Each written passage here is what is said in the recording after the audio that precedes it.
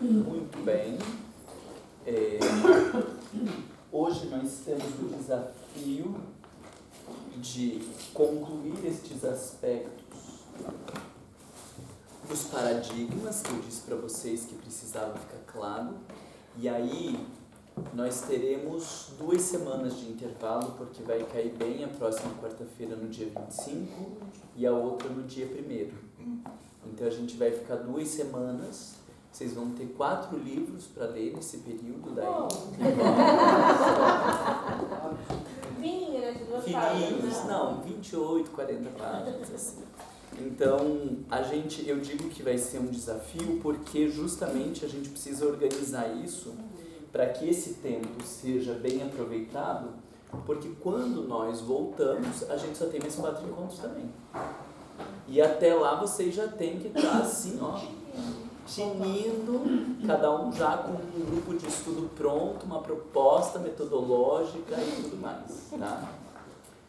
Sei que não.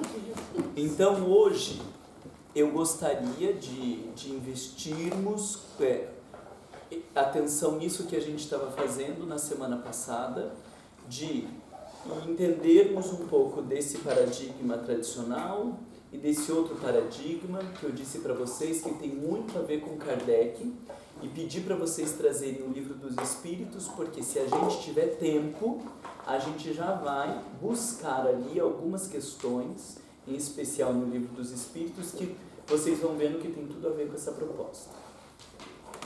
Como que fazemos? Vocês lembram quem que estava onde, dos grupos? Alguém quer ir apresentando e os outros vão falando? Como que vamos? Porque na semana passada estava todo mundo aquecido, envolvido, né? Hoje a gente já está um pouquinho mais frio, um monte de gente está perdida aí nas linhas de trem, do metrô. Então, por onde vamos? O grupo tradicional estava falando, né? Não, eu não estava. Você estava, né? Bom, a gente estava naquela bolha, né? A última vez do autoritarismo. Falamos talvez da falta de inclusão ou não? Eu acho que não. Porque o autoritarismo estabelece um perfil, né? A gente está falando dessa coisa de um perfil, e esse perfil exclui todas as outras pessoas que não se adaptam a isso. A gente até falou um pouco, não sei se vocês lembram, de que a gente não tem espaço para analfabetos, que a criança hiperativa, a criança autista, tudo que foge a um determinado perfil idealizado, a gente tem dificuldade de incluir no centro por conta dessa exigência ou dessa postura autoritária. E exclui-se também, o autoritarismo exclui também as pessoas com perfil autônomo. Isso é o mais importante para a gente pensar. Com perfil autônomo. Que é, deixa que eu estudo, eu não preciso de alguém me dizendo conteúdo, eu não preciso de aula, eu preciso de alguém que me mostre caminhos e deixa que eu vou fazendo. Então, o perfil autoritário, ele vive um conflito direto com o perfil autônomo, porque a autoridade vai dizer, não, você tem que ler isso aqui, depois você tem que ler isso aqui, e não pode ler esse outro aí. E o perfil autônomo diz, se eu quiser eu vou ler. Marlon, nessa situação do perfil autónomo, quando a pessoa vai estudar sozinha, né, ela vai ler um texto, por exemplo, ela vai pegar em Kardec, ela vai ler um texto e vai interpretar da maneira dela, né? Ela não vai ter o input, por exemplo, de um grupo para lhe mostrar que às vezes não é bem assim o que ela está a pensar.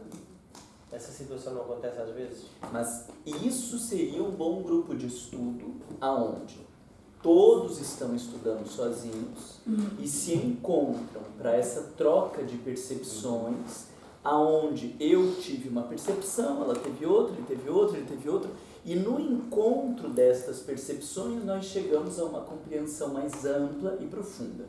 Então isso, para mim, é o que seria a ideia de um grupo de estudo, né? Porque sozinho eu vou, como você diz, chegar a algumas conclusões. Se eu tiver outras leituras, eu consigo enxergar outras coisas. Então, aí está a riqueza de um grupo, né? Porque nós temos pessoas com diferentes perspectivas.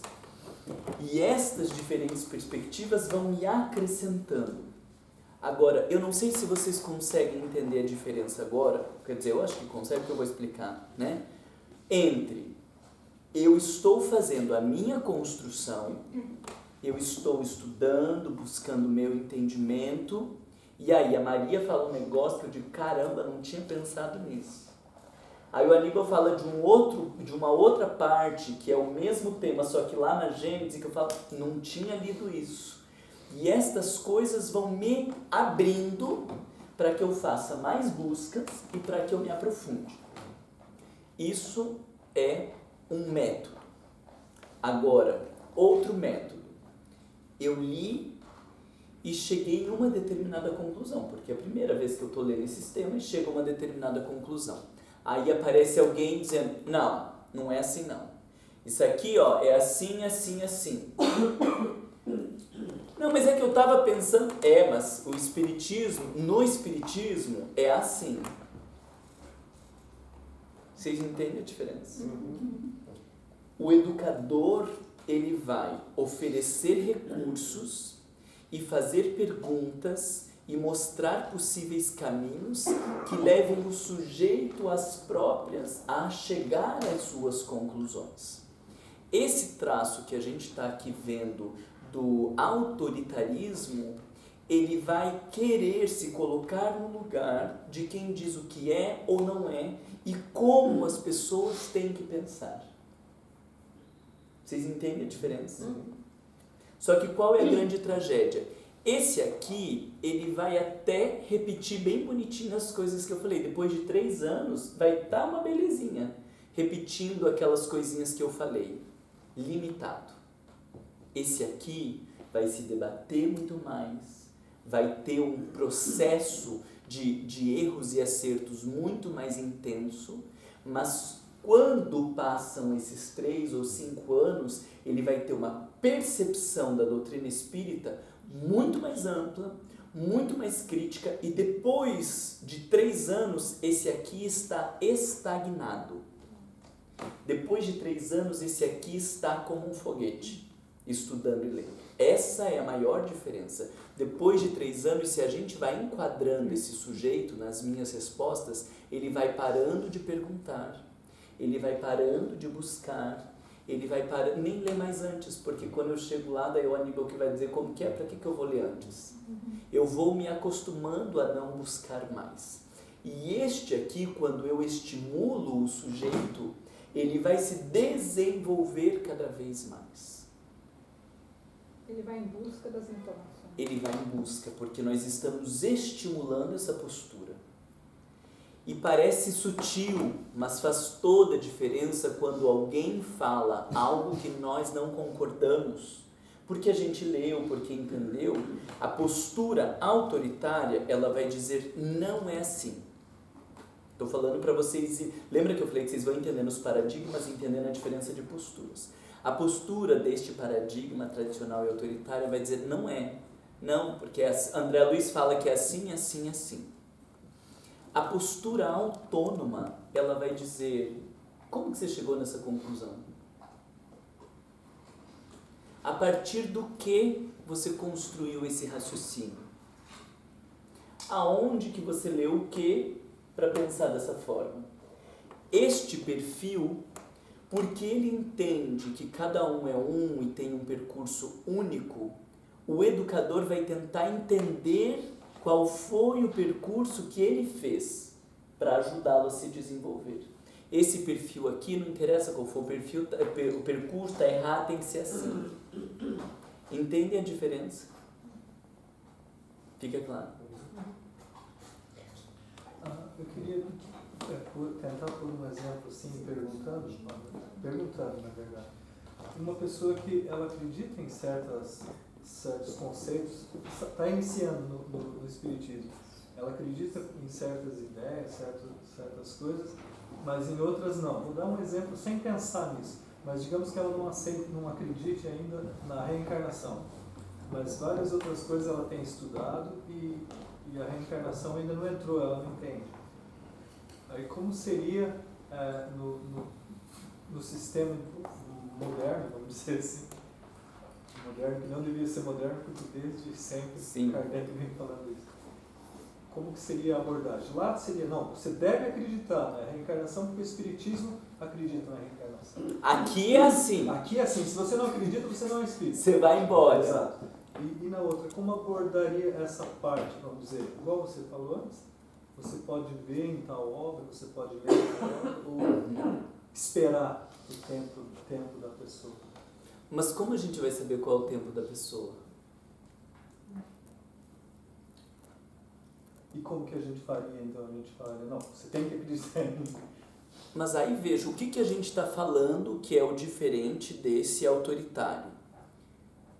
Né? De algumas coisas que eu já até vi ali, mas pegando aquela palavra que está ali no meio da mesa, né? Diversidade. Então, a gente vai ter que suportar esta diversidade. A lógica é, as pessoas estão em diferentes momentos, com diferentes percepções. Ter que todo mundo pensar igual e agir do mesmo jeito é esse lado aqui, impositivo, para ser espírita, então você tem que isso, tem que aquilo, tem que aquele outro. Mas dentro dessa lógica, onde a gente entende que cada ser humano é um e cada um tem um percurso, a gente já começa do pressuposto de que cada um entende alguma coisa de um jeito, num nível de profundidade, que vai fazer uma relação. Agora, claro que dentro disso, o que você trouxe parece excelente, oferecer subsídios para a pessoa. Mas olha como pode ser silencioso. Oferecer subsídios para que ele pense como eu e se submeta, pode até parecer autônomo, mas é autoritário por uma outra via. Mas você tem que ler isso, isso e isso. Então, parece autônomo, mas traz por dentro uma perspectiva autoritária. Agora o sujeito me diz, eu não consigo entender esse negócio de reencarnação. Então vamos lá. Tradicional, mas você tem que acreditar. É óbvio, a reencarnação é uma lei natural, é óbvio que existe, como que você não consegue entender? E aí se nós estamos olhando para esse perfil autônomo, mas o que você leu? Qual é a sua concepção? Aonde que trava? O que você acha que te impede de entender? Você entende essa lógica? Eu estou entrando no percurso do sujeito. Não, é porque... Não, de verdade sim, eu não li nada. É que eu estou falando que não entra na minha cabeça, como vai reencarnar. Ah, então tá, então você está me dizendo que você não parou para ler, entender essas leis e tal. Você quer que eu te passe alguma sugestão de leitura para daí, depois disso, ver qual a conclusão que você chega? Ou o cara diz, eu já li, estudei um monte de obra, tal, mas isso para mim não faz sentido por causa disso, disso e disso. Então, veja, a partir das questões da pessoa é que a gente vai fazer a entrada. Agora ele diz, eu não acredito, e nem quero acreditar nesse negócio de reencarnação. Eu venho aqui porque eu adoro esse negócio do passe, me sinto super bem, mas essa coisa de reencarnação, gente, é demais pra mim. Apesar que a gente tem que ficar voltando, isso aí, não dá pra mim. Eu vi gente falando isso. Eu vi espírito falarem. Então, ok. E podemos ter espaço para uma pessoa dessa? Como não? Entende? Então, aqui, eu vou trazer outra palavra que vai ajudar bastante vocês a perceber a diferença do tradicional e a diferença desse autônomo a partir dessa reflexão.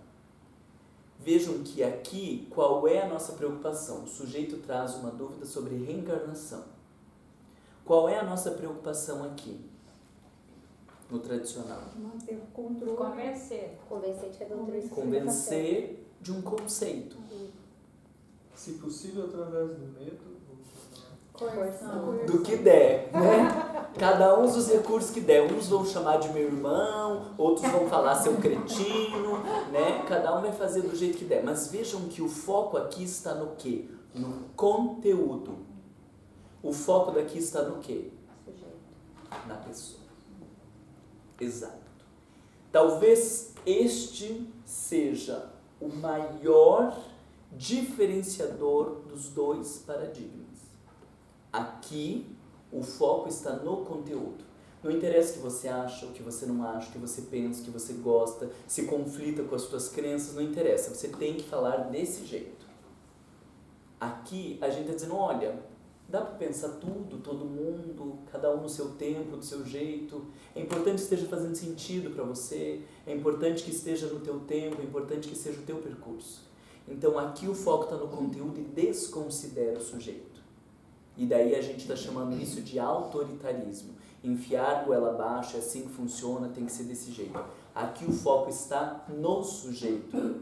E a gente vai flexibilizando o conteúdo na medida do tempo de cada um, oferecendo recurso, cada um vai fazendo o seu percurso. Ali você quer que o sujeito vá até ali enquanto ali você vai até ele. Perfeito. Aqui a gente faz um movimento em direção a ele, né? E aqui a gente está dizendo, é aqui, se vire. E se você não conseguir chegar, problema seu, óbvio que ele vai se sentir constrangido, ele não vai encontrar o seu espaço e ele vai acabar indo embora. Mas daí a gente já pode dizer, bom, o pessoal também não quer estudar. Só fica reclamando, só fica falando. Também o espiritismo não é para todos, né? Tem um pavor dessa frase. Espiritismo é para poucos, né? E todo mundo que fala essa frase espiritismo para poucos está se incluindo que eu faço parte dos poucos, né? Espiritismo é para poucos como eu. São os escolhidos, né? Poucos como eu, né? Falta terminar a frase. Espiritismo é para poucos como eu. Então, vocês conseguem entender que desgraça? Porque aqui é um lugar comum e diz, ó, vocês têm que chegar aqui. Aqui eu tenho que ir em direção ao sujeito. Entendem por que não dá para ser um grupo grande também? Isso aqui é outra coisa, não dá para ser um grupo grande. Porque como a gente vai poder fazer um diálogo desse num grupo de 15 pessoas? Quem tem espaço para falar isso num grupo de 15 pessoas? Não se sente, né? Não existe. E nem vai ter tempo para fazer essa construção. Gente, o Arnon está falando esse negócio da reencarnação. O que vocês já leram? Porque ele está dizendo que não leu nada. O que vocês leram para construir o conceito de reencarnação para vocês? Aonde? Não, que eu ouvi de repente você vai descobrir que ninguém tem fundamentação para isso. Desligações. Que tá no Sabuquim, que tá num geralzão. Aí vamos dizer, ok, então olha que coisa legal. Vamos então buscar aonde estão os fundamentos doutrinários para a crença na reencarnação. Porque a gente está vendo que um sujeito traz uma pergunta, ninguém sabe de onde que é, fica todo mundo naquele constrangido, e aqui agora o nosso foco vai ser o fundamento da reencarnação. Às vezes a pessoa até sabe, mas aí vai dar uma lecture. Vai dar o quê? Vai dar toda uma vai dar lição uma só, lição, depois uma tá na aula. aula, tá na pergunta tal, não sei o que, assim. Sim, não, daí a gente corta a pessoa só para ficar na referência. Não, mas assim, ó, não é para dar aula, porque se fosse para dar aula, né, a gente quer, e isso eu faço bem declarado. E deixo a dica para vocês, a hora que o pessoal começa a falar, a gente, só um pouquinho assim, traz pra gente a referência. Não é que eu que, não, porque assim, ó, você tá falando o que você interpretou de Kardec. Eu acho mais legal a gente mostrar para ele aonde está em Kardec. E depois que todo mundo leu, aí a gente troca impressões a respeito do texto. E não deixa a pessoa ficar fazendo palestra em grupo de estudo. Porque se for para ficar ouvindo um ou outro, a gente não precisa de grupo de estudo. Vai lá no YouTube, põe Divaldo Pereira Franco e aquele tema vai ter uma palestra melhor. Tá? Então precisa cortar essa gente que vai querer dar aula e dizer, não, só um pouquinho. Você lembra a referência, porque agora aqui ó, a gente está buscando as referências, porque você, para tirar essas conclusões, o que você fez? Você leu, estudou, analisou e tirou outras conclusões. Então vamos dar essa oportunidade para o coleguinha de ler, de estudar e tirar também as conclusões dele. E depois a gente troca as nossas percepções. Também tem a questão da pessoa que é aquela pessoa autônoma, tem sempre os dois lados. O autônomo, que tem um pouco mais de conhecimento, ele já assume essa questão de responder tudo, que sabe tudo, e todo mundo que pergunta já se direciona para a pessoa, e aí vira, né, que só aquela pessoa está informando. Principalmente se é uma pessoa nova que chegou ali, está meio perdida, e vê o que aquela pessoa está falando. Aí quando ela está perguntando, ela já vai perguntar para a pessoa. Mas esse tipo de gente, nós já tínhamos que ter enquadrado ele lá no início, né, que isso é um dos nossos problemas dos grupos de estudos. A gente não sabe fazer enquadramento individual. Toda a atitude destoante ou que perturba o grupo, ela tem que ser abordada individualmente e não na frente dos outros. Então, por exemplo, uma pessoa dessa que adora fazer palestra no grupo de estudo, que adora falar e tal, você precisa, no final do primeiro dia, abordar essa pessoa e dizer: fulano, olha, eu acho super interessante a quantidade de estudo, de leitura que você tem para você fazer esse tipo de abordagem, mas como que você chegou nessas conclusões? Porque eu li isso, li aquilo. Olha que coisa interessante. Você, então, entrou em contato com Kardec, com essas obras, e fez todo esse percurso. A gente não pode querer poupar as pessoas disso. Se você quiser passar as suas conclusões, elas vão ficar com a fala tua. E para a gente aprender doutrina espírita, elas têm que ficar com a fala de Kardec. Então, eu queria te convidar, a maior contribuição que você pode trazer para o grupo é de trazer as referências. Tem que cortar. Só que a gente às vezes não corta, porque a gente tem medo do que a outra pessoa vai pensar da gente, que ela não vai gostar ou qualquer coisa assim. Tem que cortar. Mas depois sai do grupo dizendo: fulano não calou a boca, você viu? Mas o mais difícil, eu acho, é pessoas que têm isso, querem trazer o conhecimento e tem uma dificuldade imensa de articulação. E aí o tempo vai, e você já não aguenta. O meu déficit de atenção é muito curto para muitas coisas. E eu, como participante... Daí devaga, a coisa se perde, né? É claro que a gente precisa entender que às vezes é um tema, né? Às vezes é uma situação que a pessoa está ali se debatendo, ou um momento de vida, e a gente tem que respeitar. Mas tem gente que é um perfil, né? E o perfil tem que ser enquadrado. As pessoas precisam aprender a funcionar em grupo, né? Uns falam demais, uns falam de menos, uns querem assumir o lugar do coordenador, e aí a coisa se perde. Isso é muito nosso papel, fazer todo mundo funcionar com uma boa engrenagem. Vocês não podem ter medo de fazer esse tipo de abordagem. Então, assim, então tenta resumir um pouquinho pra gente. Claro que você vai falar com jeitinho. Podia calar a boca agora? Né? Você tá vendo que você tá atrapalhando o grupo? Você pode falar desse jeito. Você consegue... Não, só um pouquinho. Sim, mas você consegue resumir porque a gente precisa compartilhar o espaço de todo mundo. E depois que a pessoa foi inconveniente no grupo, você precisa terminar o grupo e fazer uma abordagem individual.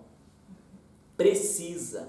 É compromisso do coordenador fazer a abordagem individual. Primeiro, para essa pessoa não se sentir desvalorizada, mas para que ela entenda qual é a contribuição dela para o grupo. A contribuição dela não é da aula. Porque o modelo de aula a gente já está tentando superar. A gente já faz grupo justamente para superar a palestra, o cara vai querer fazer mini palestra dentro do grupo.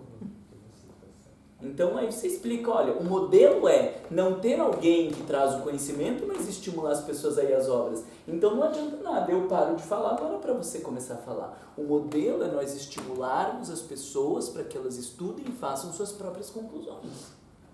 Mas eu adoro falar, vai fazer palestra.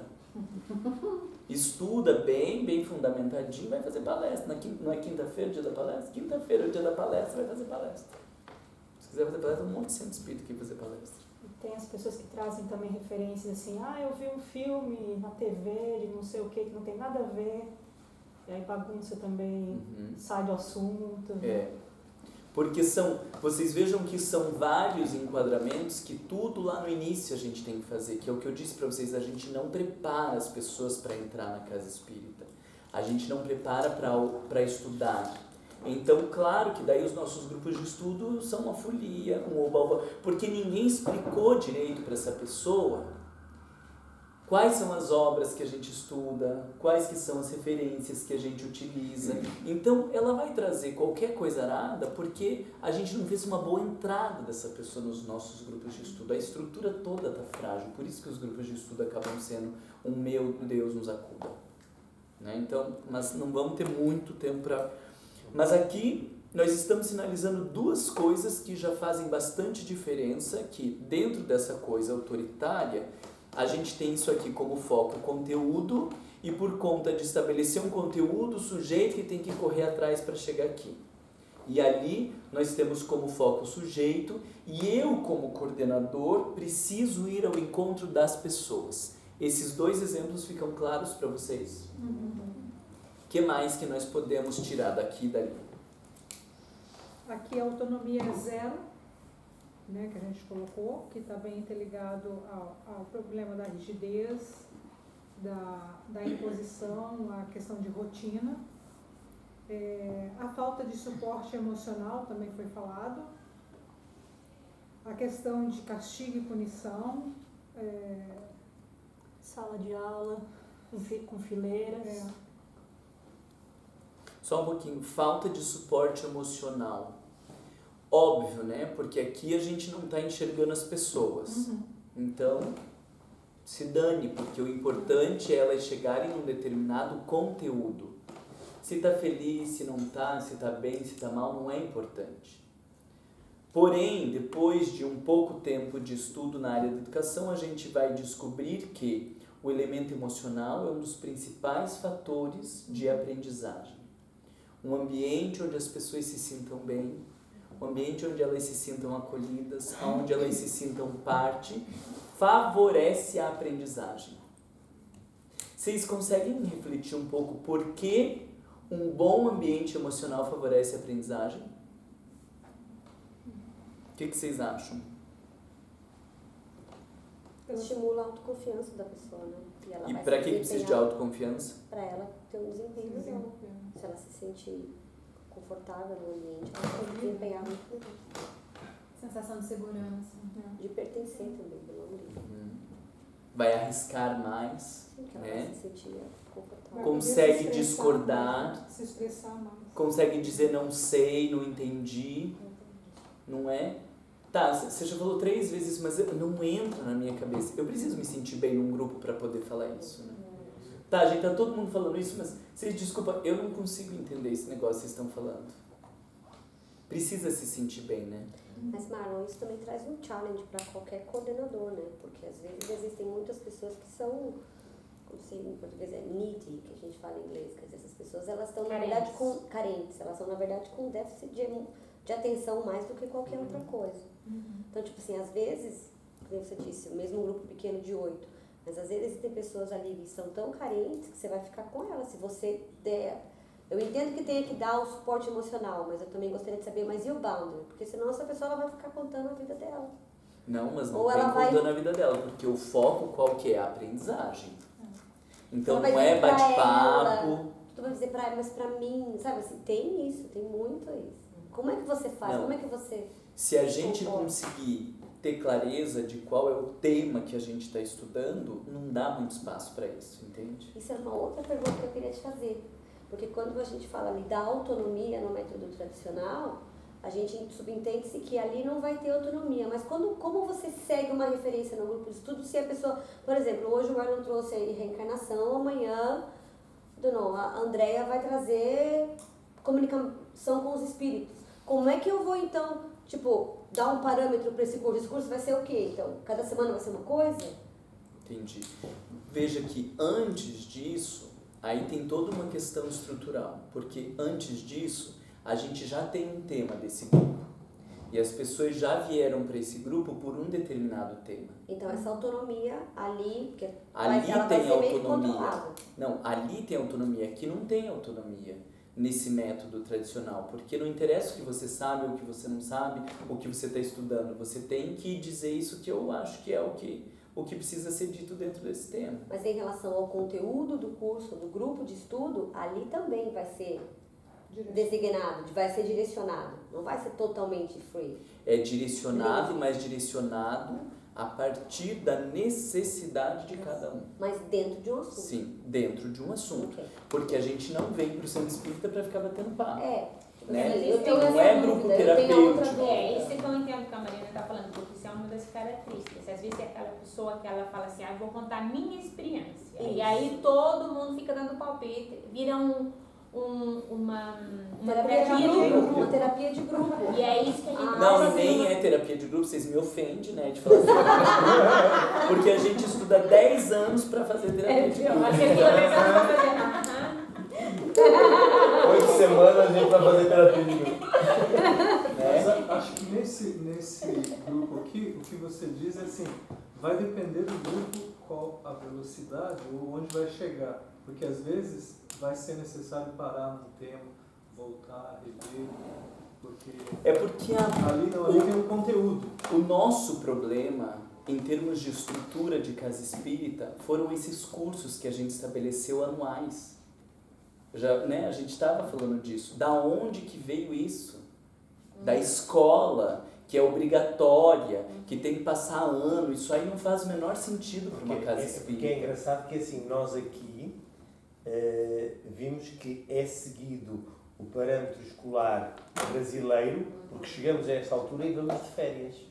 Sim. Os cursos acabam. E começa coisas novas, né? Então, não faz o menor sentido essa lógica de um estudo anual, justamente por isso. Meu Deus, a gente tem quantos interesses no meio do ano, quantas coisas diferentes, quantas coisas nos acontecem e esses estudos rígidos estabelecidos. Então, e esse modelo todo, ele é autoritário. Porque quando um sujeito chega no centro espírita, já está definido que ele vai ter que estudar como, quando e em que sequência ao longo de 3 anos, de 5 anos, de 10 anos. Né? É um currículo, né? Um currículo, Porque a exato. pergunta que eu ia fazer é, no grupo dos jovens, a gente às vezes prepara o material, chega lá e vai começar a abordar. E as perguntas que eles fazem divergem disso, mas está dentro do conhecimento. De doutrina espírita. A gente então deixa aquilo e vai atender a necessidade do que está surgindo. Mas ainda, na semana que vem, a gente tenta de novo, né?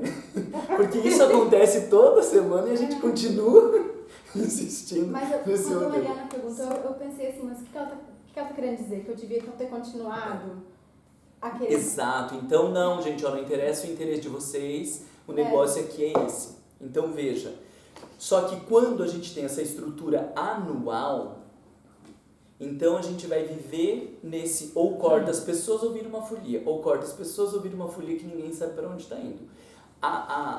O escape que eu encontrei no meio de tudo isso são módulos. Então, módulos de um mês, módulos de 2 meses, módulos que acontecem simultaneamente. A gente tem um salão enorme desse. Será que a gente não pode fazer 4 temas ao mesmo tempo? Quem um vai grupinho de 5 ali, um grupinho de 5 aqui, um grupinho de 8 lá, um grupinho de 8 lá, e aí tem 4 temas, cada um decide qual que quer fazer. Por que todo mundo tem que estudar a mesma coisa no mesmo tempo? Né? João não está interessado num negócio, ela está interessado no outro negócio, mas não está interessado no outro negócio, por que todo mundo tem que estudar a mesma coisa? Mas assim, eu entendo que, por exemplo, agora digamos assim que a gente aqui há uma votação de dizer eu estou interessada, por exemplo, em self-harm, né? Que agora tem um monte de crianças se mutilando, né? Então, essa pessoa que ia coordenar esse grupo, ele teria que se preparar muito bem. Não estou dizendo que ela tem que saber tudo, porque não, mas tem que ter mais leituras sobre o tema. Mas ele tem que ter uma certa bagagem, porque, né, a partir de, não se diga que sabe tudo, mas que sabe, tem que saber alguma coisa, né? E como é que isso se faria em relação, por exemplo, para fazer isso é assim, não sei como é que você faz no Brasil, isso é uma pergunta. Olha, tal mês nós vamos fazer estudo sobre isso. E aí as pessoas vêm porque têm interesse. É assim que funciona? Porque assim, se o centro espírita está estudando algo que não me interessa, por que eu vou ficar indo no centro espírita? Gente, isso é óbvio. Por que vai para a escola? Porque é obrigatório. Agora, por que vem para o centro espírita? Porque é algo que me acrescenta, é algo que me melhora, que me faz pensar. Agora, o tema que estão trabalhando lá não me interessa. Por que eu tenho que ir? E aquela situação que se vê que é, por exemplo, casa espírita vai estudar, ou seja, não em grupos pequenos, mas num grupo grande, por exemplo, no nosso exemplo, o exemplo de outras casas, estão a estudar o livro dos espíritos, né? Chega ao fim e volta ao princípio. Vai estudar o livro dos espíritos, chega ao fim e volta ao princípio. Eu acho um horror isso. Uhum.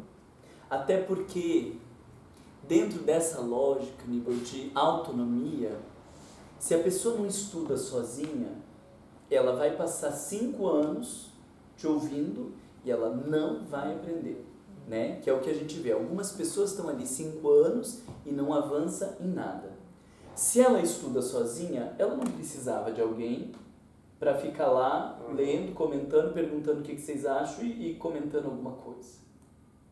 Então, no caso, por exemplo, tem um salão daqueles, onde as pessoas vão chegando, porque você já vê que as pessoas não se interessam muito por estudo, porque elas querem inventar palestra e passe, né? O pessoal me liga e fala que horas é o passe. Eu falei, mas vai mais cedo, não é o passe.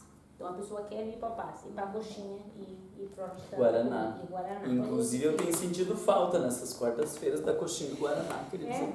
Olha, ficou a dica. Doce chá.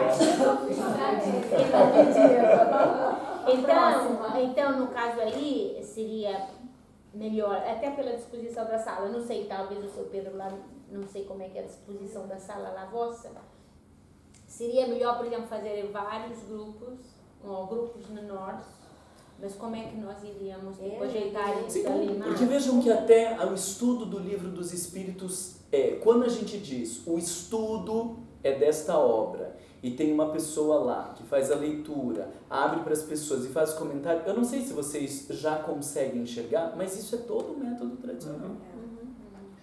Né? Ele tá muito aqui, embora a gente se esforce. Gente, o que vocês acham? A gente tenta, né? Pelo amor de Deus, falem alguma coisa.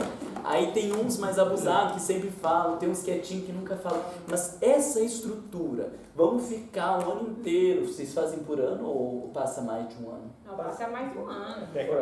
2 anos, 3 anos. Você sabe aquela cassete que havia antigamente que a máquina não estava ao princípio? Mas é assim, sem avanços. Ele é muito jovem. Sem avanços. Mas é assim, mas como é que consegues ter um grupo, que é uma reunião pública, que as pessoas chegam... Você não sabe, você não a tem horas controle.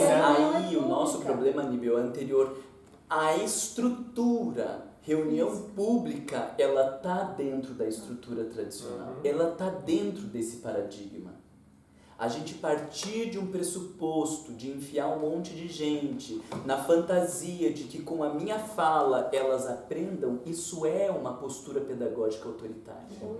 Entende? Então, é aí que eu estou dizendo para vocês que se a gente avaliar, eu estou querendo trabalhar esses 2 paradigmas e a conclusão que a gente chega é que a estrutura centro espírita como hoje está organizada, ela está completamente centrada aqui. Então, mas como é que vocês fazem para receber as pessoas que cada uma chega a uma hora diferente, que muitas das vezes é a primeira vez que vem a uma casa espírita, como é que fazemos para os acolher? Uma recepção. Acolher não tem nada a ver com o grupo de estudo. Não, está dizendo acolher porque vai uma ter, realidade. sim, mas veja que se ali a gente quer um sujeito autônomo que esteja estudando e tal, que é o que faz um grupo de estudo funcionar, veja que pelo que a gente espera num grupo de estudo, essa pessoa já precisava ser orientada antes. Porque veja que esse sujeito que chega com dúvidas, com questões tal, ele cai lá no grupo de estudo, estamos na questão 685. Qual é a chance desse sujeito ser bem acolhido, esclarecido e bem orientado nessa estrutura? Quase nulo. A gente fica rezando para Jesus mandar o sujeito bem quando estiver perto das perguntas dele. Porque assim, essa estrutura, a chance de atender as necessidades desse sujeito vai ser quase nula. Porque a gente já está nessas perguntas. Só para ir colocando pulga nas orelhas de vocês, assim, não estou dizendo que tem que ser assim ou tem que ser assado, mas, por exemplo, a gente não pode ir pegando temas do Livro dos Espíritos, porque o Livro dos Espíritos tem trocentos temas. Influência dos Espíritos na nossa vida, reencarnação, vida após a morte e desencarnação. São todos temas que estão em diferentes capítulos do Livro dos Espíritos. Perdão, né? Amor aos inimigos, Deus, justiça divina, aborto. Vocês vejam que todos esses temas eles estão no Livro dos Espíritos. Todo mundo tem que se interessar pelo tema aborto? Não. Todo mundo tem que se interessar pelo tema vida após a morte. Eu não passei pela morte de ninguém, não tenho pensado nisso. Eu estou completamente diferente do fulano que chegou agora e ele veio justamente porque o pai dele morreu agora. Marlon, isso é muito bom, porque vai incentivar as pessoas a virem, por exemplo, num tema desse. Se eu estiver precisando, estiver interessado em ouvir, eu vou fazer o máximo possível para vir em todas as Porque quinta-feiras, é o porque é tema o tema que eu estou interessa. precisando naquele momento. Exato. E aí veja que aí a gente está abrindo isso aqui, porque como está respeitando a diversidade dele, ele vai ter mais interesse e disponibilidade. Exatamente. A gente hoje, qual é o maior, o que a gente tanto fala, dizendo, porque as pessoas não querem estudar. Todo mundo que coordena grupo de estudo aqui vai dizer isso, não é? As pessoas não querem estudar. Mas elas não querem estudar porque a gente está dizendo que elas têm que estudar. É claro que elas não querem estudar, porque ninguém me perguntou o que eu quero estudar. Eu cheguei aqui no centro cheio de dúvidas, cheio de perguntas. Será que se tivesse um espaço para estudar as minhas dúvidas e as minhas perguntas, eu não ia querer estudar? Ou será que eu fui parando de estudar porque as coisas que são faladas aqui não interessam muito o que eu queria saber? Então daí a Maria diz, gente, vocês têm que ler essa coisa. Bom, vamos ler. Se der tempo a gente lê. Mas na semana que a gente tem tão corrida, com tantas demandas, nunca dá tempo. Agora, se é o tema que me interessa, que é a questão da minha vida, será que as pessoas não vão estudar? Muito provavelmente elas vão estudar. Então, vocês entendem que a estrutura, toda estrutura que propõe um estudo contínuo ao longo de um tempo, desconsiderando a realidade do sujeito, ela está focada no conteúdo ou na pessoa? O conteúdo está no paradigma tradicional. Entende? Então, aí, o nosso grande problema é, nós estamos numa estrutura extremamente enrijecida em cima desse paradigma, mas querendo colocar algumas coisinhas daquele outro. Aí que está a nossa dificuldade.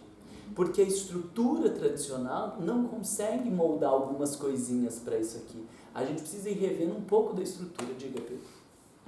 Olha, desculpa a minha ignorância. Eu acho que, teoricamente, é tudo muito bom, muito certo. Mas eu acho que nós estamos falando de situações as mais variadas, com um público os mais variados, com necessidades as mais variadas. Eu acho que aquele modelo é ruim. Esse modelo é melhor, pode ser melhor. Mas eu acho que ainda aí falta algo porque eu acho que o fundamental de quem vai no centro espírita, como foi falado aqui, a pessoa chega, ele vai, um já está lá querendo há um mês, outro chega pela primeira vez, e naturalmente as necessidades são as mais variadas, então é difícil, as diferenças são muito grandes. E é claro que o atrativo seria realmente essa forma de estimular a pessoa a estudar.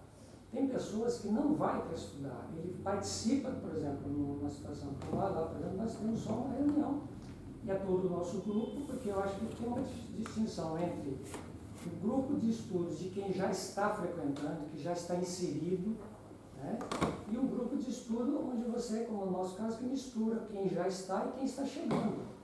E que vem um dia e daí falta dois, depois vem por causa do trabalho, por causa disso.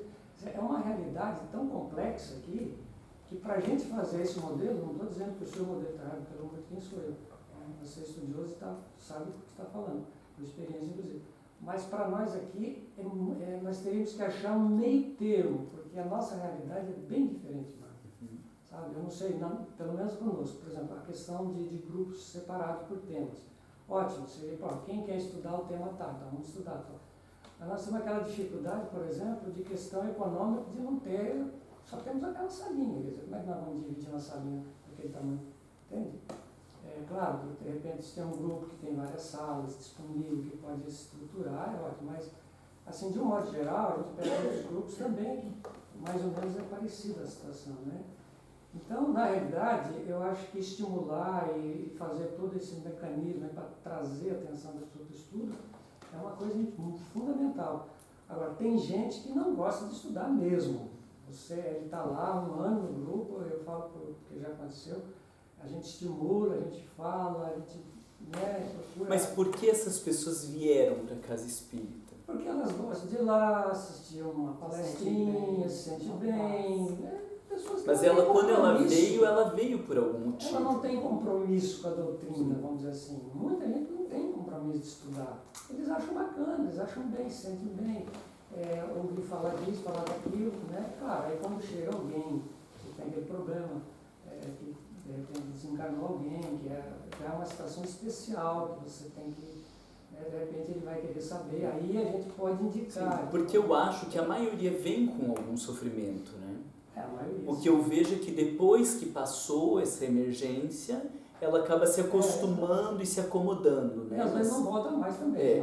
Mas a maioria, quando vem, ela vem com uma demanda, né? Ela vem com uma dor, ela vem com uma angústia, ela vem com perguntas que faz com que essa pessoa saia de casa para vir ao centro espírita. Mas eu acho, voltando ao que o Pedro falou, eu não acho negativo, porque a gente vai voltar na questão de diversidade. Por exemplo, eu nasci em lar espírita e nunca peguei nenhum livro, nunca quis. Mas a minha base veio de ir e frequentar a sábado, que no Brasil é sábado, né? A evangelização. E depois de um tempo que eu comecei a querer ir para os livros e começar a estudar. Mas assim, eu acho positivo mesmo porque mesmo se a pessoa não pegar um livro fora do centro espírita, mas o fato dela estar indo e estar tendo conhecimento, e ela tem espaço para falar, para abrir, para ter ideias, para discutir, e ela falar, não entendi, mas por quê? Eu sou a pessoa do porquê. Por quê?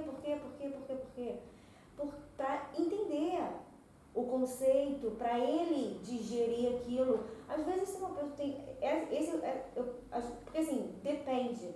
Uma pessoa dessa pode ser um daquele que você falou, que está desenvolvendo muito mais, está se questionando muito mais do que aquela que fica estudando, mas não está, sabe assim, conversando com ela própria. Sim, mas veja, aí é que exige de nós uma habilidade muito maior, porque esse negócio de ir ao encontro. Então, nunca, né, mesmo que a gente tenha 10 pessoas que frequentam o centro há 10 anos e que estudam um monte, elas vão ter os mesmos entendimentos sobre os mesmos conceitos?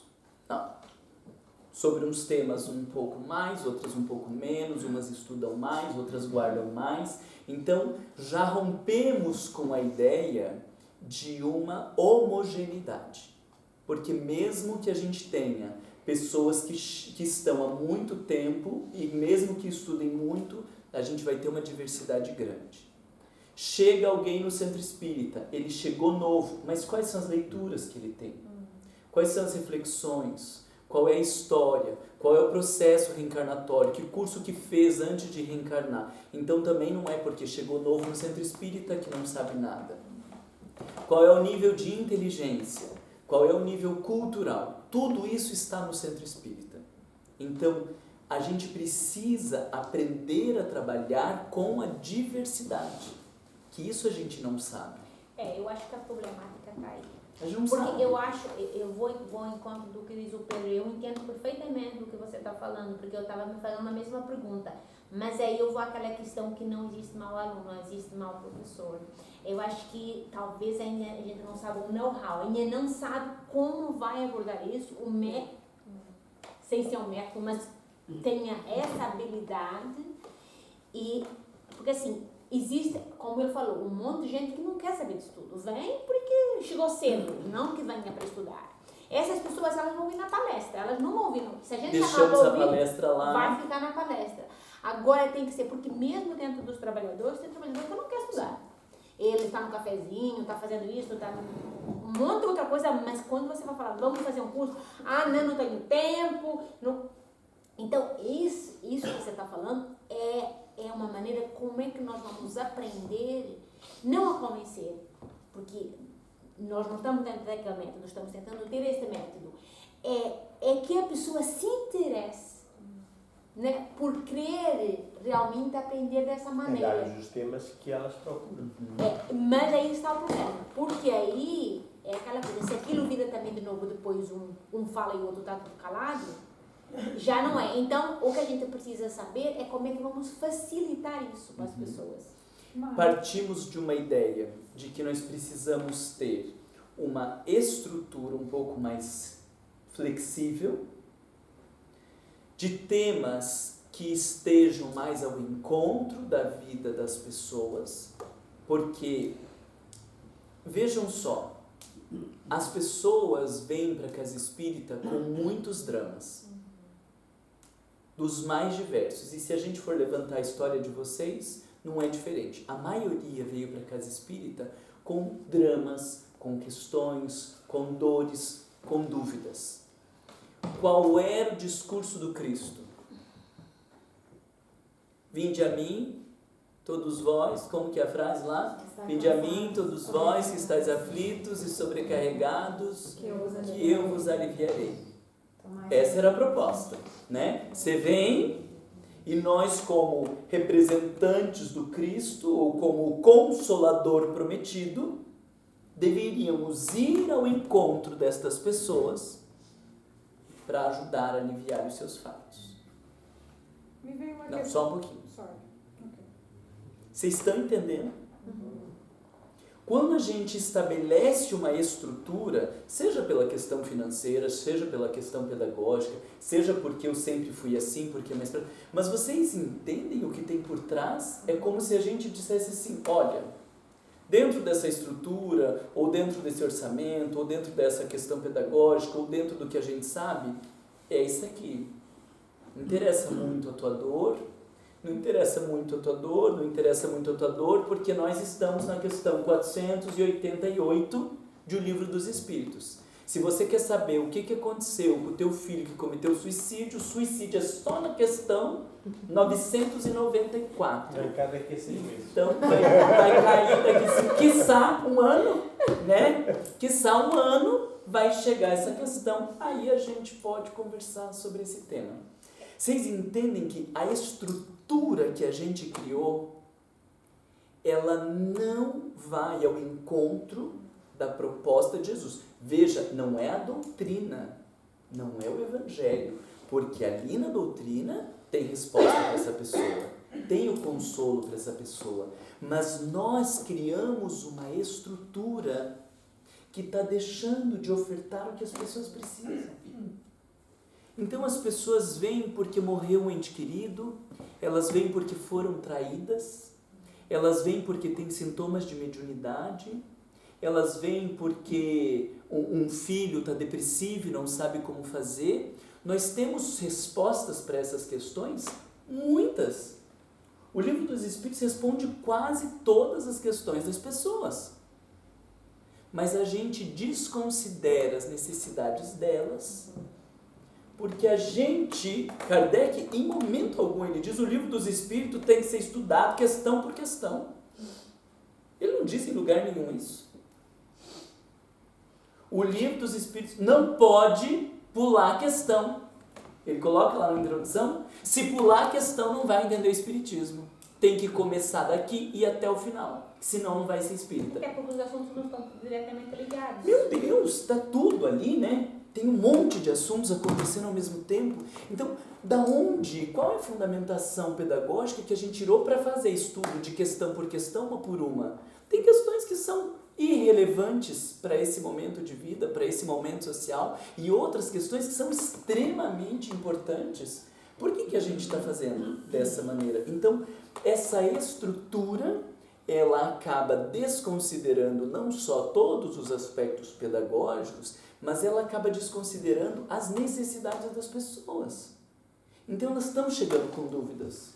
Nós temos um arsenal de recursos, de respostas para oferecer para elas. Mas a gente diz, agora não. A gente tem, mas é no ano que vem que você vai ver esse negócio. Mas eu estou vendo espírito. Exercite sua paciência. Eu estou vendo espírito agora e eles estão me dizendo que eu tenho que me matar. O que eu faço? O que faz lá na estrutura da sexta-feira, né? Na sexta-feira nós fazemos aí nesse particular que você falou, de uma maneira ou de outra, lógico que não tem uma estrutura assim, a gente procura dar atenção e falar sobre um assunto específico que a pessoa vai buscar. No particular, né? É no particular, não tem outra. É o atendimento fraterno. Então, mas mesmo o atendimento fraterno, Você vai atender essa pessoa numa semana. Mas quantos será numa palestra de 25, de 30 pessoas, talvez tenham a questão da mediunidade como sintoma e como problema? Se a gente tiver 5 pessoas ali com sintomas de mediunidade, já não seria legal arrumar um café e tirar esses 5 dali e estudar o capítulo 9 da segunda parte do Livro dos Espíritos, que fala de como você entender a interferência do mundo espiritual na sua vida? Já não ia ser legal? Vocês entendem o que eu estou dizendo? Então, se nós tivermos ali de 30, 5 com sintomas de mediunidade, já seria de caridade. Está lá no Livro dos Espíritos. Capítulo 9 da segunda parte, traz resposta para as grandes questões da mediunidade, porque ele está falando da mediunidade do dia a dia, como se diferenciar um espírito ou não, se é ou se não é, como que eles nos influenciam, quais são os recursos que a gente tem para não ficar tão vulnerável. Meu Deus, tem tanta gente com sintoma de mediunidade. Não seria caridade? Você pode fazer o grupo com o pessoal lá, uns 8 encontros, 5 encontros, só para tirar essas dúvidas, esclarecer esses negócios. Não temos espaço aqui, ó, vamos ali no café e vamos orientar sobre essas questões aqui. Não ia ser espiritismo, não dá para pôr café. Mas vocês entendem que se a gente enxergar as pessoas, se a gente souber quais são as dúvidas das pessoas, a gente vai encontrar recurso. Qual é a nossa questão? Por exemplo, nessa estrutura das palestras como a gente tem, você saberia dizer quais são as questões das pessoas que estão lá? A gente nem sabe. Bom, quando no nosso caso em particular, que eu não sei se os outros grupos são, mas como a gente faz um acolhimento, né, a gente procura saber a razão pela qual ela está indo pela primeira vez e tal, aí logicamente a pessoa se abre e tal. E aí a gente procura orientá-lo dentro daquela questão que é aquele start, né? Claro que a gente não tem, nunca fez isso, que eu acho interessante, você falou, de repente reunir o grupo que esteja na mesma dificuldade, que precisa de um certo apoio para a questão em relação ao estudo, de repente formal mesmo. Que veja, a gente está num grupo de 30 pessoas, por exemplo, na palestra, a gente não sabe quem ali pensa em suicídio. A gente não sabe quem viveu a morte de um ente querido. A gente não sabe quem ali que tem sintoma de mediunidade. Quem que tem filho e tem problema de educação com o filho. Quem que está vivendo problemas no relacionamento. Eu estou falando dos temas que eles fazem parte da nossa vida. Agora estamos lá na questão 855 e eu estou com meu filho, com 12 anos, que fica batendo boca comigo e que não aceita mais as coisas que eu estou falando e eu não sei o que fazer com esse menino. Kardec pode ajudar? Pode.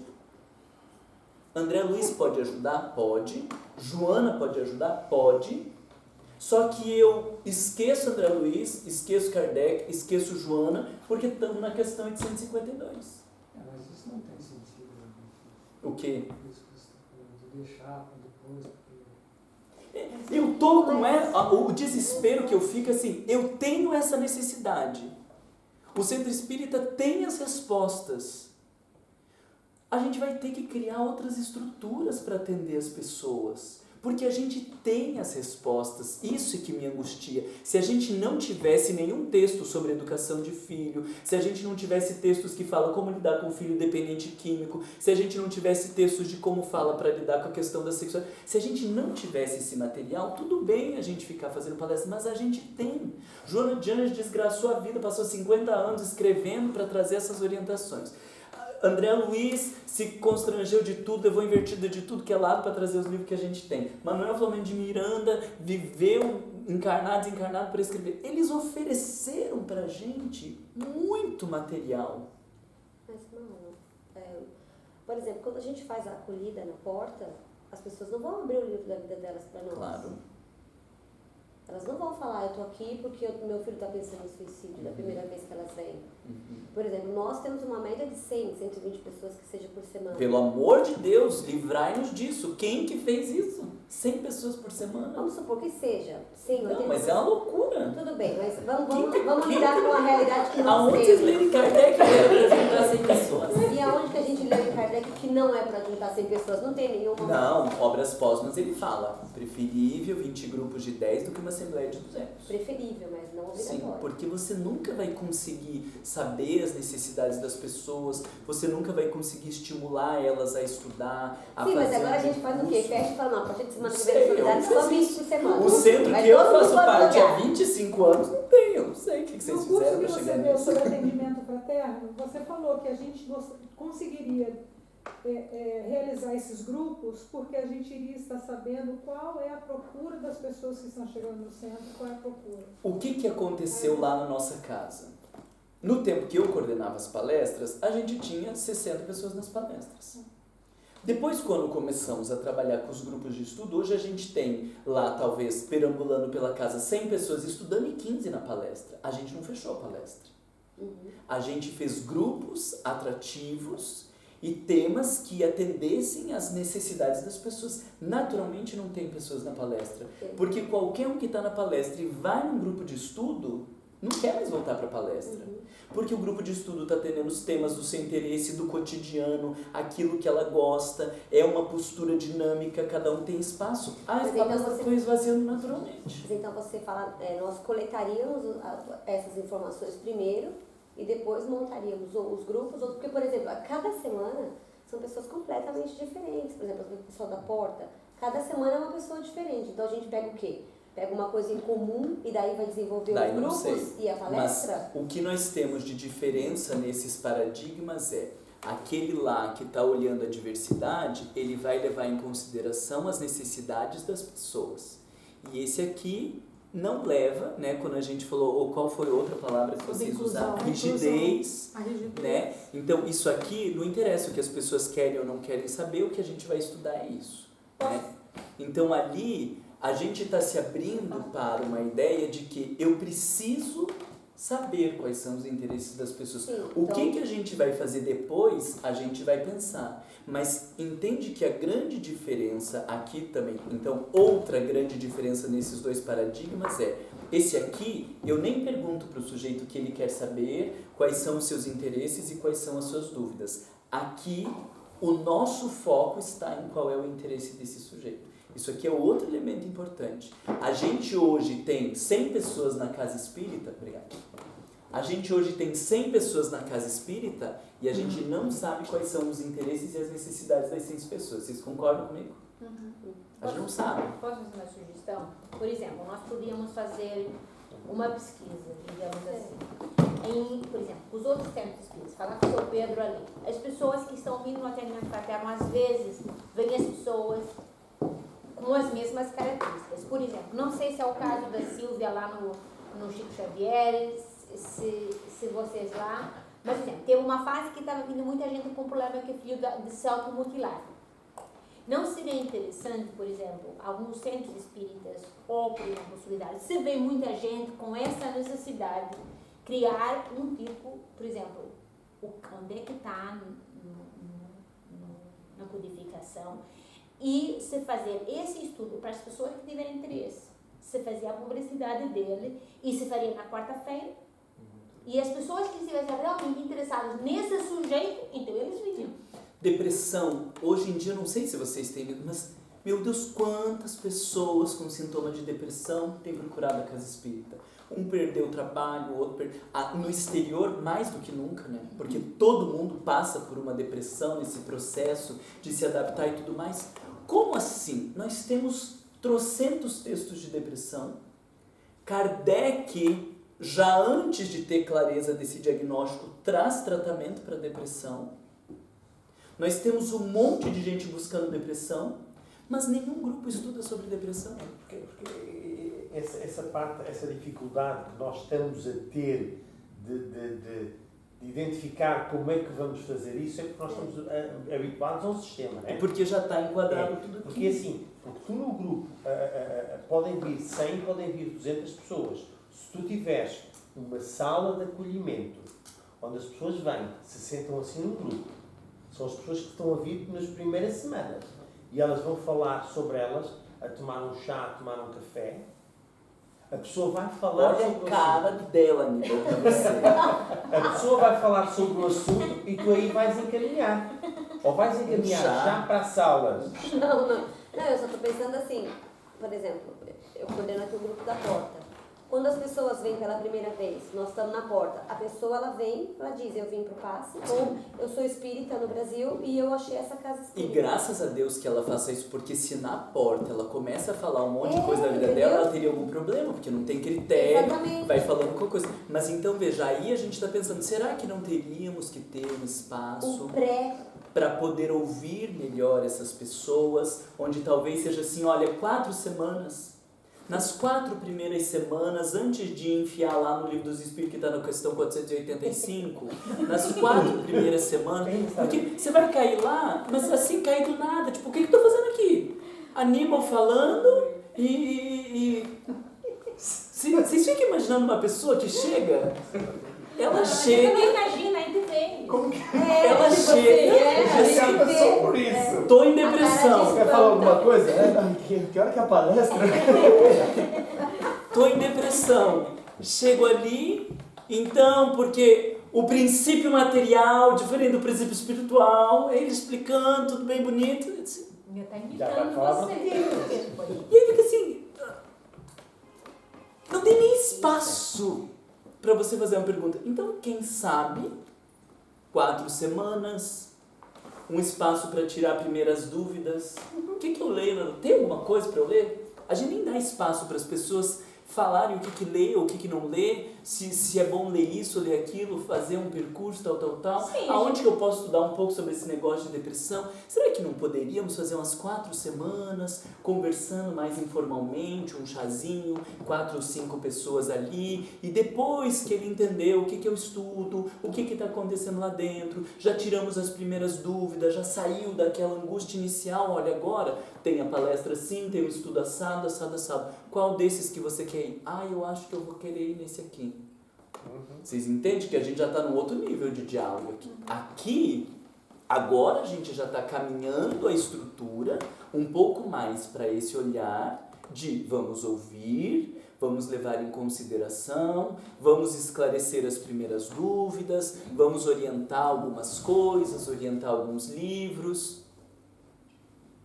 Essa situação é um pouco mais, é até além disso, de certa forma, porque nós somos quase que, em certos grupos que a gente vai, você sente assim que a falta de awareness, de consciência do que está acontecendo.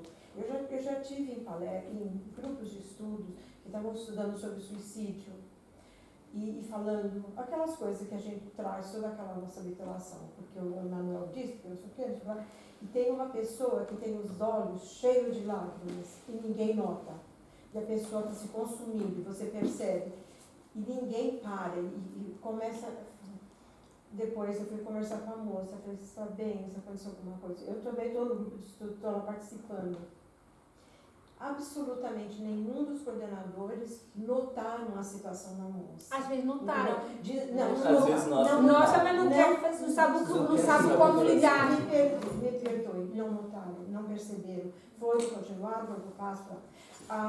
Eu fui conversar com ela e ela disse, o meu irmão está sofrendo tanto assim. Fazia 9 meses que o irmão dela tinha cometido suicídio. E o tema foi o sofrimento do suicídio no mundo espiritual. Daí, gente despreparada, sem fundamentação doutrinária, né? E se perde.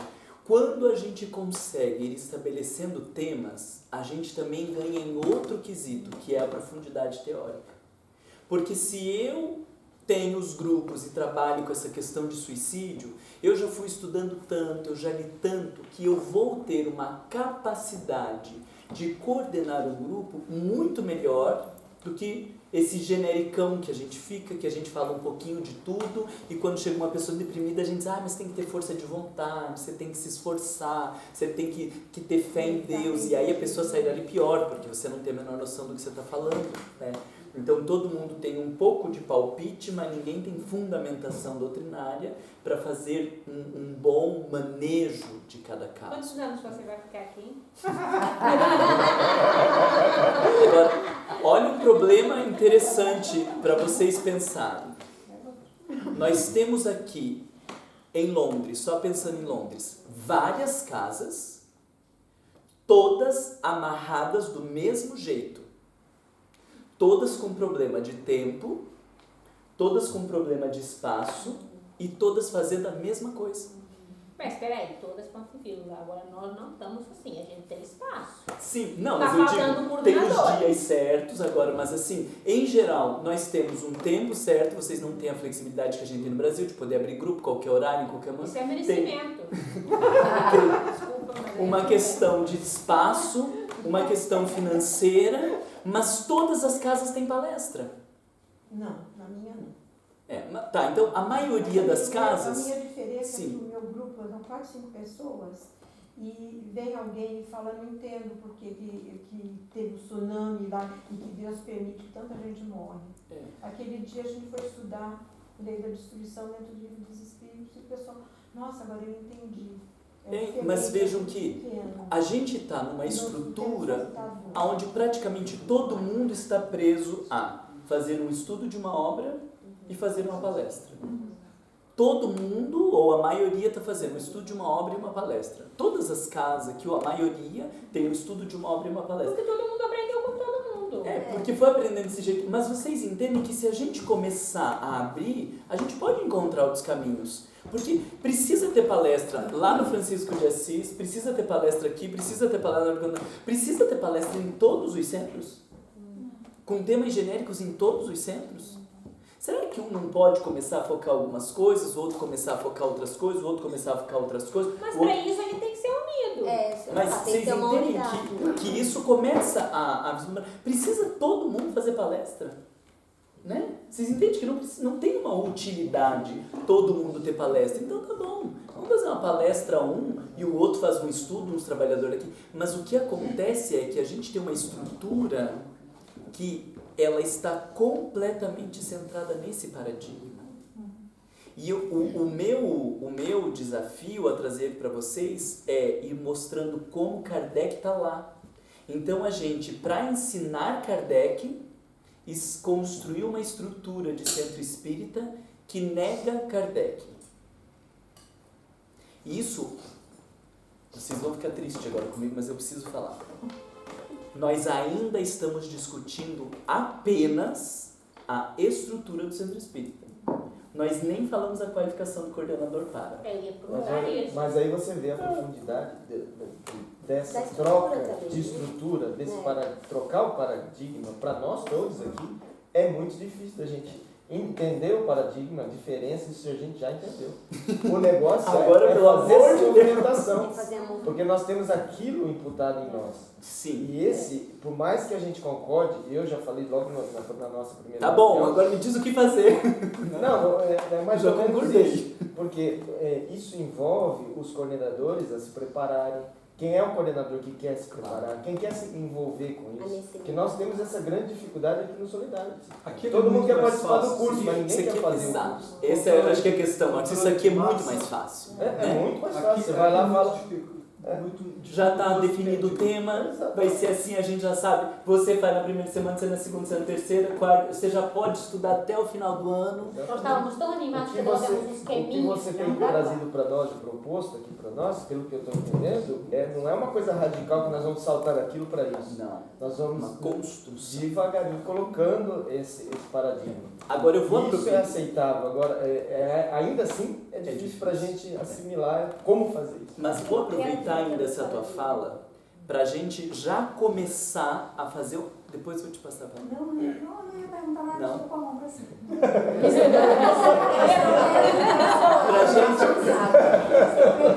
Eu vou trazer uma outra questão aqui, ó, para a gente já ir divergindo mais ainda ali para frente, quando eu digo que a gente está se batendo aqui numa questão estrutural e o nosso problema é muito mais profundo do que a questão estrutural.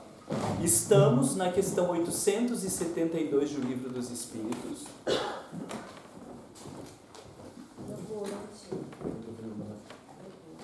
Então, assim, já temos como pressuposto que o objetivo da doutrina espírita é o quê?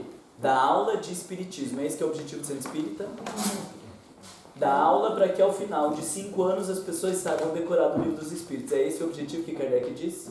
Não. Qual é o objetivo da doutrina espírita? Formar caracteres. Transformação moral das pessoas. Né? 872.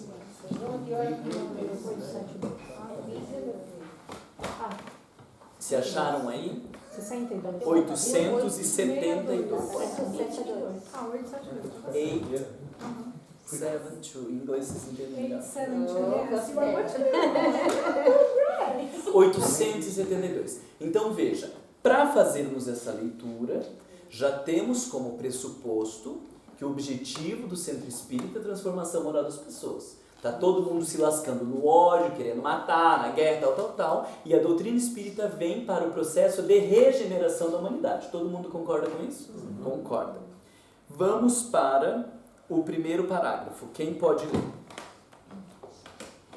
A questão do livre-arbítrio pode resumir-se assim. O homem não é fatalmente conduzido ao mal. Os atos que pratica não estavam escritos. Os crimes que comete não são o resultado de um decreto do destino. Ele pode, como prova e como expiação, escolher uma existência que se sentirá arrastado para o crime, seja pelo meio em que estiver situado, seja pelas circunstâncias supervenientes. Mas será sempre livre de agir como quiser. Assim, o livre-arbítrio existe no estado de espírito, com a escolha da existência e das provas, e no estado corpóreo, com a faculdade de ceder ou resistir aos arrastamentos a que voluntariamente estamos submetidos. Ponto. Prestem atenção agora. Então ele está dizendo, todo mundo tem liberdade para ir para lá ou ir para cá, e a gente já entendeu que o centro espírita vai ajudar as pessoas a melhor conduzir as suas vidas. Agora, presta atenção. Cabe à educação combater as más tendências. Ponto. Então, vamos lá. Ele já está dizendo, o caminho para nós ajudarmos as pessoas nesse processo de transformação é a educação. Isso ninguém discorda. Então nós temos grupos de estudo, nós temos a palestra com o objetivo de educar as pessoas. Todas as atividades do Centro Espírita, elas estão constituídas nessa lógica, ajudar as pessoas a entender a vida, a entender o que estão fazendo aqui, por que reencarnou, qual é o sentido da vida, para que elas consigam conduzir sua vida melhor. Não é isso. Quando a gente faz uma palestra, a gente está focando em querer ajudar as pessoas. Quando a gente tem um grupo de estudo, a gente está querendo ajudar as pessoas. Isso é indiscutível. Vamos lá. E ela o fará de maneira eficiente quando se basear no estudo aprofundado da natureza moral do homem. Pelo conhecimento das leis que regem essa natureza moral, chegar-se-á a modificá-la, como se modifica a inteligência pela instrução e pelas condições físicas pela higiene. Vocês estão entendendo aonde nós entramos? Para conseguir educar as pessoas. Então, por que eu trouxe essa questão? A gente está aqui falando de uma questão estrutural. E Kardec está dizendo, se você quiser assumir esse lugar de educador, falo-á utilmente quando se basear no estudo aprofundado da natureza moral do homem. Você tem que entender por que uma pessoa é vaidosa, por que outro é invejoso, o que leva a uma depressão, o que leva uma pessoa ao suicídio, aonde que está a questão do apego, a falta de fé, aonde que estão os conflitos morais, porque você só vai conseguir ajudar esta pessoa quando você tiver o estudo aprofundado da natureza moral do homem. Pelo conhecimento das leis que regem a natureza moral, você poderá modificar as pessoas. Se você não tiver conhecimento das leis que regem a natureza moral, você não consegue ajudar ninguém. Você pode ter uma estrutura diferente, completamente autônoma, mas se você não entender do desenvolvimento moral do ser humano, você não vai conseguir ajudar essas pessoas a serem melhores. O que você trouxe lá naquele domingo, no sábado. Sim, naquele encontro. Ele falou da educação moral. Você falou assim, dorme com essa. Sim, porque daí, Joana, veja, a gente vai ter esse modelo super autônomo, todo mundo vai estar super estudando para ficar um falando mal da vida do outro. Todo mundo estudando um monte para julgar o coleguinha que não está conseguindo se desenvolver. Todo mundo super sábio, entre aspas, para ficar condenando a vida alheia. Então, olha que problema nós temos.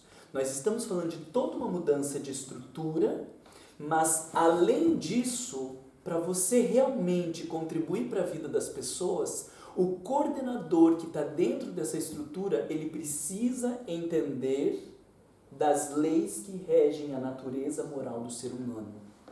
Por exemplo, alguém é explosivo. Como que deixa de ser explosivo? Adianta você dizer você tem que se acalmar?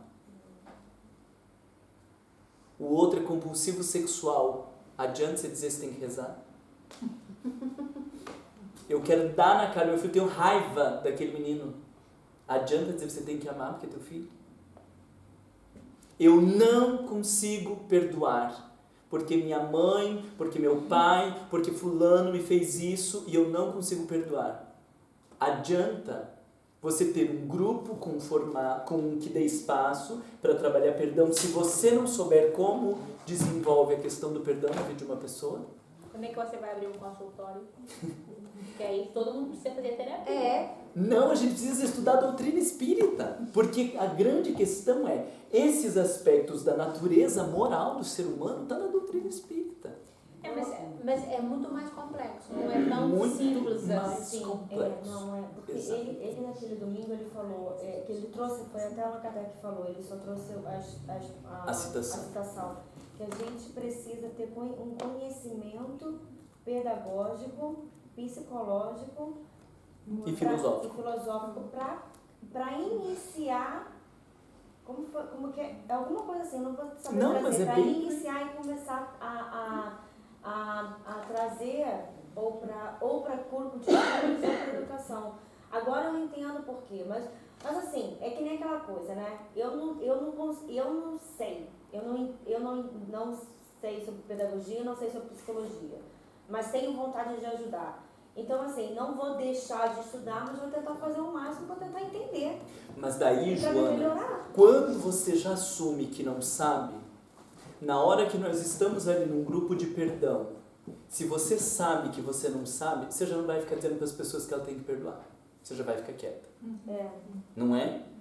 Porque ela vai dizer, eu não consigo perdoar. E você vai dizer, olha, vamos estudando, que eu tenho certeza que Kardec vai dar caminhos pra gente.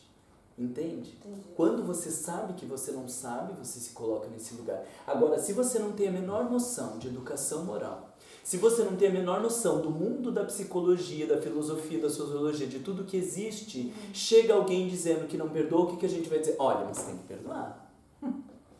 A gente aqui no Centro Espírita aprende que a gente tem que perdoar. E tem uma passagem aqui, vou mostrar para vocês, que Jesus diz, reconcilia-te com teu adversário antes, porque depois que morrer, tá ferrado, não é? Mas os espíritos falam isso, reconcilia agora, porque depois que morrer, virou obsessor no plano espiritual. Então veja, o sujeito que não tem o menor conhecimento da psicologia da moral, ele ainda torna o evangelho uma ameaça para as pessoas. Se você não perdoar agora, ele vai virar teu obsessor quando desencarnar.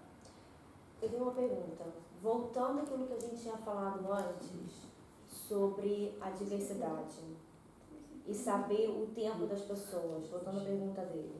Entendendo que eu não sei tudo e que cada um tem seu tempo, e da importância que é para mim vir no Centro Espírita e para todo mundo, não para todo mundo, para as pessoas vindo, para quem quiser vir no Centro Espírita, para essa necessidade do estudo, aí a minha questão é a seguinte, onde que está, é porque eu estou meio sem saber como juntar as informações. Então a gente tem diversidade, a gente tem pessoas com necessidades, entendendo que cada um tem seu tempo. Como que junta tudo nessa Junta aqui com o Marcos e fica guardando ali. Também não sei. Porque o caminho que vocês vão desenvolver, ele também é um caminho particular. Entende? Lá no Cláudio Reis, que é a casa que eu faço parte, a gente estruturou o estudo dentro daquele grupo. Mas outras casas que eu já dei apoio estruturaram de outra forma. Porque se a gente quisesse pegar um modelo que está pronto para dizer vocês têm que fazer nesse modelo, a gente estaria de volta nesse método e de volta abandonando Kardec ali nesse caminho. Então, este percurso de construção dentro da realidade de cada um, dentro dos perfis, dentro das possibilidades, ele é um percurso único. Ô, Mário, diga. Eu queria comentar aqui, até bem pertinente o que ela falou, sobre esse assunto. Eu não sei se você concorda. Eu participei lá na Federação Espírita do Paraná, da onde você vem, inclusive, do Paraná. Na época tinha um grupo que funcionava ali, não sei se ele está lá, e eles tinham um sistema que eu acho interessante com relação a isso que nós estamos falando. Tem um atendimento inicial. Isso. Né? Vocês ainda tinha um porteiro lá, a pessoa ficava na frente, a pessoa entrava e dizia, você está vindo pela primeira vez, principalmente quando ele era conhecido, ele sabia que estava sempre lá, lógico, não era o caso. Quando ele via alguém diferente, ele acordava a pessoa. Inclusive eu falo porque eu, quando fui a primeira vez, foi exatamente assim. Aí ele pergunta, você conhece a doutrina espírita, alguma coisa? Aí eu vai falar, eu já fui algumas vezes, ou já conheço muito e tal. Eu cheguei e falei, eu frequentei e tal, mas ele falou, mas a gente tem um sistema aqui, se você não levar mal, né? A pessoa que chega pela primeira vez, a gente encaminha na sala para atendimento inicial, e aí a gente passa algumas noções e vê que é depois da portaria. As necessidades das pessoas e tal. Aí realmente faz um breve ali de 20 minutos, não lembro quanto que é essa 20 minutos, não sei.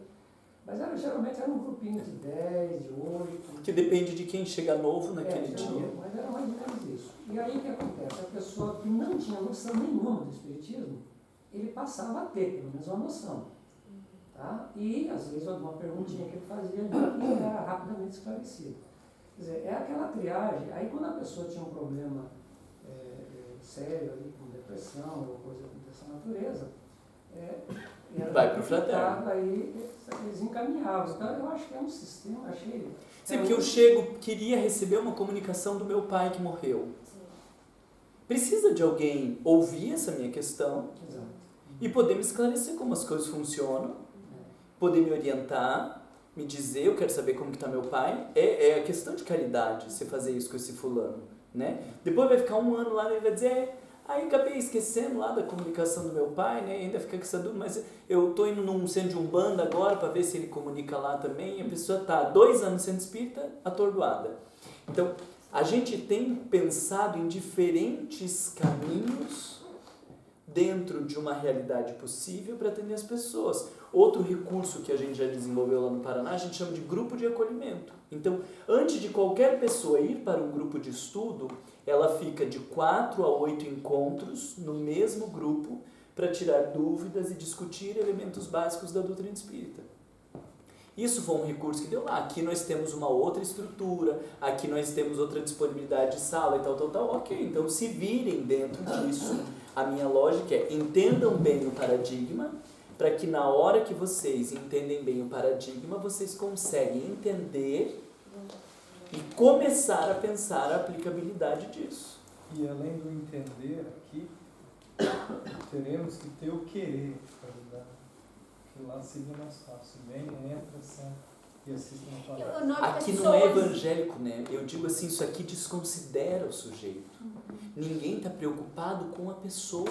Aqui a gente está preocupado com a hierarquia, com a instituição.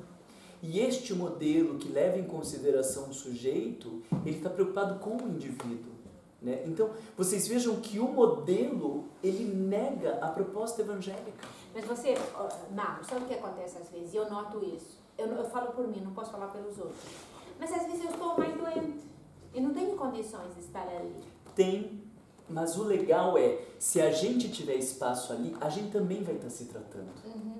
Porque aí, veja só, a gente, só para vocês terem uma noção, a gente agora, lá em Curitiba, para o ano que vem, a gente tem já alguns módulos e tínhamos 2 salas disponíveis. Aí a gente pensou, o que nós vamos fazer? Fizemos um levantamento com as pessoas, dos temas, dos interesses, e aí a gente decidiu de trabalhar os pecados capitais. à luz da doutrina espírita. Então a gente levantou gula, luxúria, raiva, preguiça, pegamos todos esses temas, estabelecemos 8, porque uns autores falam em 7, outros põem um outro, tal. Pegamos 8 e colocamos os pecados capitais à luz da doutrina espírita para estudar. Como foi que nós dividimos os coordenadores? Falei para eles, qual é o teu pior pecado? Uma já gritou, meu é a gula! Então, fica com a gula. Outro não sei o que, outro não sei o que. Aí qual que gerou constrangimento? Sexualidade, luxúria. Eu digo, bom, nós já coordenamos juntos um tema, eu e a Mari, a gente sabe das nossas questões, então eu e a Mari pegamos o tema de sexualidade agora. E aí fica todo mundo meio sem graça, mas estava todo mundo se tratando para ajudar os outros. Mas você sabe por quê? Porque eu vejo isso, que às vezes dentro da própria casa espírita, dentro dos trabalhadores, quando é um problema cabeludo, ninguém quer resolver. Vai chamar um dirigente, ou vai chamar alguém que está em charge no dia. Não quer assumir isso. Então, nesse caso aqui, você tem que assumir a responsabilidade. Porque você tem que escutar. Às vezes você está cheio de cabeça, você não quer escutar. Às vezes, eu vou falar por mim, às vezes, quando eu saio daqui às 10 horas da noite, eu não quero que ninguém me conte mais nada. Tanta coisa. Eu não quero ouvir mais nada. Não me conte. Então, por que eu falei com ele que você vai abrir um consultório? Porque você tem que estar muito bem. Mas daí o próprio grupo, quando ele está trabalhando esses temas, ele tem a casa espírita como um todo tem um caráter muito mais terapêutico. Diminui-se muito a demanda de atendimento fraterno, diminui-se muito os nossos problemas, porque a gente está tratando nos grupos de estudo.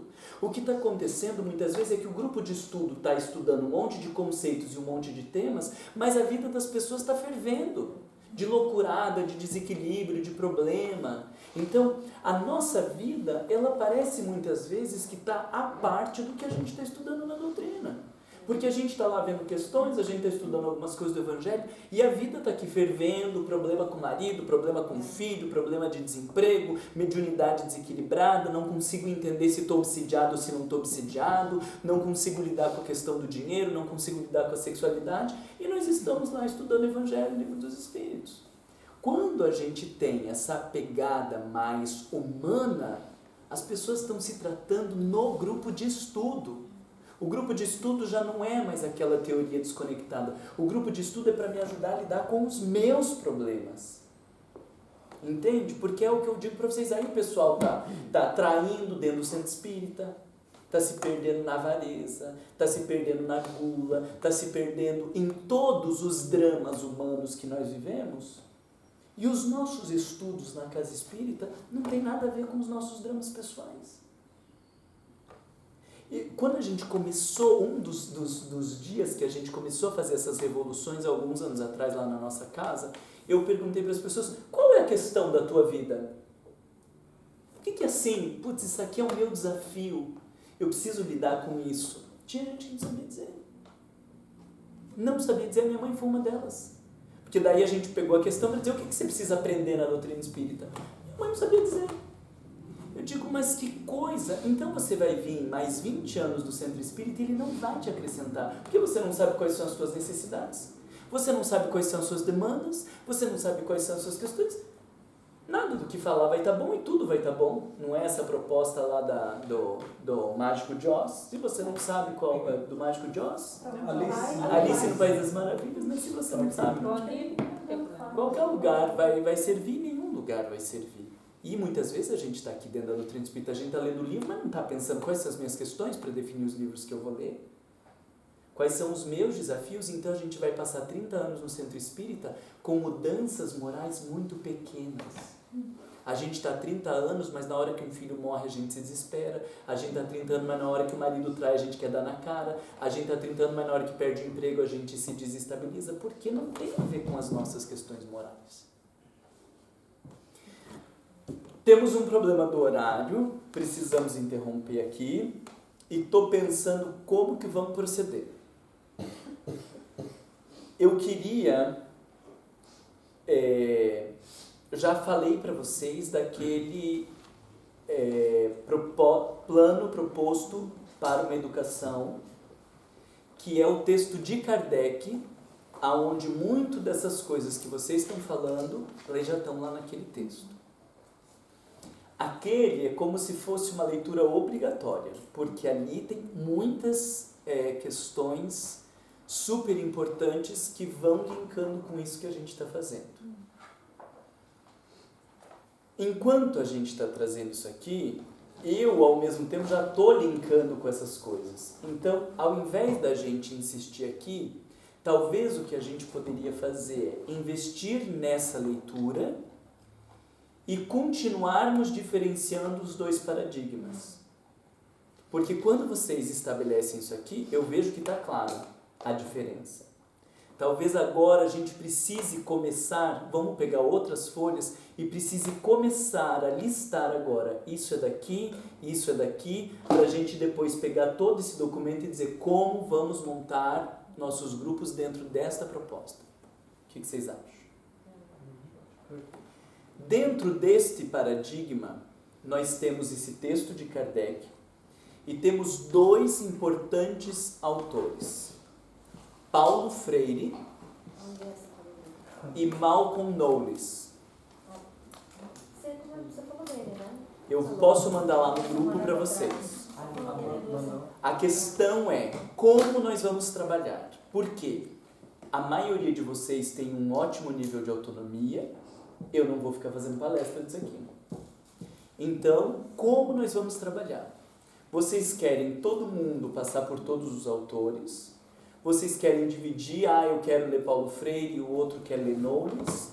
Como que nós vamos, que sugestões vocês trazem para a gente definir daqui para frente? Posso perguntar? Kardec, eu acho que como ele é um livro pequenininho, eu acho que seria leitura obrigatória, porque dá para ler rápido, né? E dali vocês já vão grifando o que vocês estão vendo de educação que tem a ver com essa proposta para a gente tendo clareza da proposta educacional de Kardec. Tá? O Knowles, o material está em inglês ou está em português?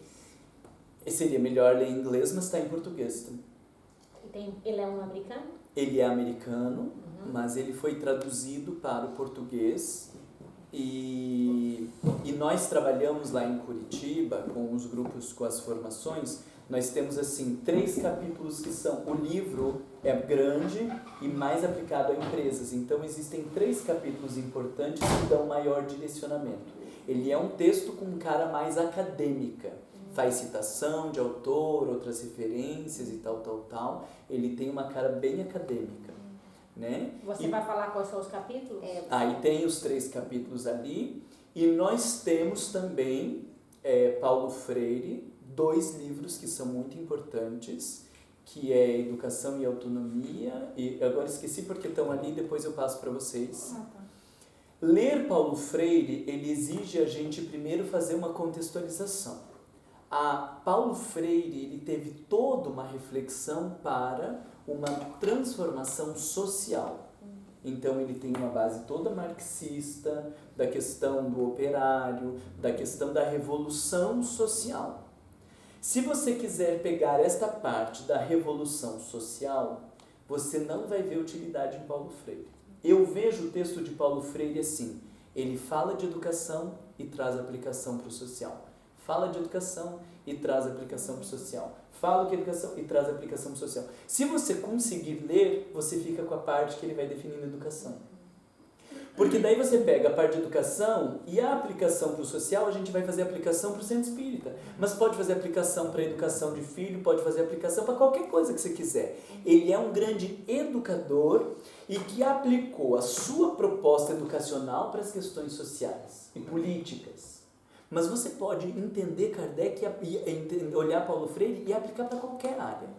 Tá? Então, você tem que ler os textos de Paulo Freire extraindo qual é a questão educacional para aplicar no centro espírita. Aí fica uma delícia ler Paulo Freire. Se a gente conseguir entender o pensamento desses 3 autores, vocês vão ter muito fundamento para pensar o centro espírita. Só que a minha preocupação é deixar todo mundo ler tudo e aí ficamos como no proceder aqui? Ou ninguém lê nada, ou uns lê algumas coisas, não sei. Será que você não seria interessante todo mundo ler tudo no dia, escolhe o que você quer falar sobre? Ou dividir os grupos e as pessoas escolhem, eu quero sobre o Paulo Freire e o outro quer sobre o Knowles? de acordo com a afinidade, né? Eu também concordo. Dá uma olhada, vê o que dá uma gosta. olhada, vê o que a gente se afine mais, e aí quando vier para... Já de você falar, eu prefiro ler Paulo Freire. Tá, então vamos fazer o seguinte, eu vou mandar tudo lá no grupo e vocês vão me escrevendo, dizendo, Marlon, me interessei mais por isso, me interessei mais por aquilo, aquele outro, e aí eu já tenho um panorama de qual é o interesse de vocês. Ler Kardec é fundamental porque é a base da nossa proposta, tá? Então você escolha Kardec, Rivail e Paulo Freire, o Rivail e Knowles, ou os três, tá? E vocês então me dão um feedback de qual é o que mais interessa e daí com base nos interesses de vocês a gente pensa como que a gente vai funcionar aqui nas próximas 4 semanas. Combinamos assim? E qual é o nome do autor? Malcolm Knowles.